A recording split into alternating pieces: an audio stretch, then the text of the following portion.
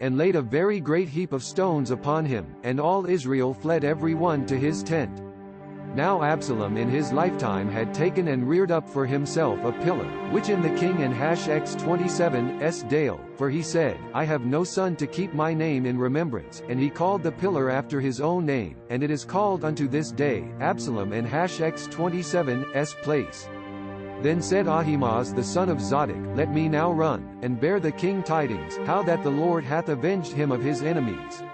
And Joab said unto him, Thou shalt not bear tidings this day, but thou shalt bear tidings another day, but this day thou shalt bear no tidings, because the king and Hash 27's son is dead. Then said Joab to Cushi, Go tell the king what thou hast seen. And Cushi bowed himself unto Joab, and ran. Then said Ahimaaz the son of Zadok yet again to Joab, But howsoever, let me, I pray thee, also run after Cushi. And Joab said, Wherefore wilt thou run, my son, seeing that thou hast no tidings ready? But howsoever, let me run. And he said unto him, Run. Then Ahimaaz ran by the way of the plain, and overran Cushi.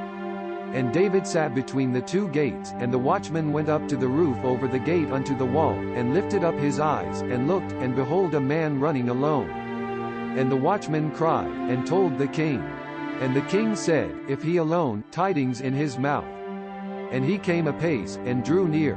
And the watchman saw another man running, and the watchman called unto the porter, and said, Behold man running alone. And the king said, He also bringeth tidings. And the watchman said, Methinketh the running of the foremost is like the running of Ahimaaz the son of Zadok. And the king said, He a good man, and cometh with good tidings. And Ahimaaz called, and said unto the king, All is well.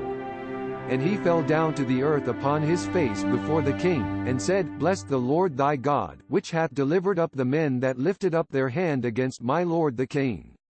And the king said, Is the young man Absalom safe? And Ahimaaz answered, When Joab sent the king and Hash 27's servant, and thy servant, I saw a great tumult, but I knew not what. And the king said, Turn aside, stand here. And he turned aside, and stood still.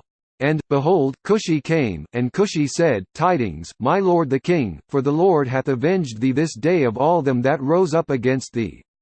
And the king said unto Cushi, Is the young man Absalom safe?